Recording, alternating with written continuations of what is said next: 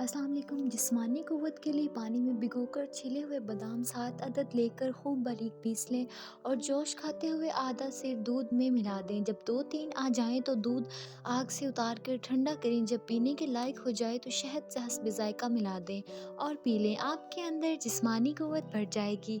बाकायदा हैज़ इस बात की अलामत है कि आपका जिस्म मामूल के मुताबिक काम कर रहा है। आपको बाकायदा हैज़ होना चाहिए जब तक कि आप हामिला ना हों, बच्ची को दूध ना पिलाती हों, पोस्ट मेमन्यू बासिल ना हो या कोई तबी हालत ना हो जिसकी वजह से आपका हैज़ रुक जाए।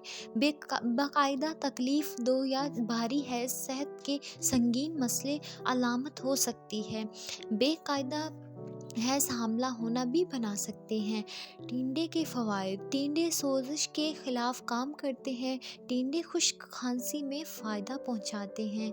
खून की कमी। माहिरीन का कहना है कि गुड़ में मौजूद फ़ोलाद एनीमिया को भी ठीक करता है और खून में हीमोग्लोबिन की मकदार बढ़ाता है, जिस्म की क़ुव्वत मुदाफ़त मज़बूत करता है। आर्थराइटिस या घंटे के दर्द और घुटने के दर्द और सोज़श से भी निजात दिलाता है।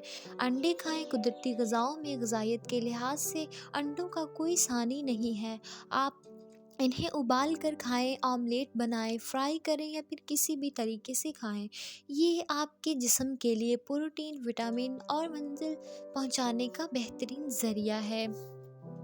वीडियो अच्छी लगे तो लाइक कीजिएगा, चैनल को सब्सक्राइब कीजिएगा और कमेंट बॉक्स में अपनी राय का इजहार ज़रूर कीजिए करिए। शुक्रिया।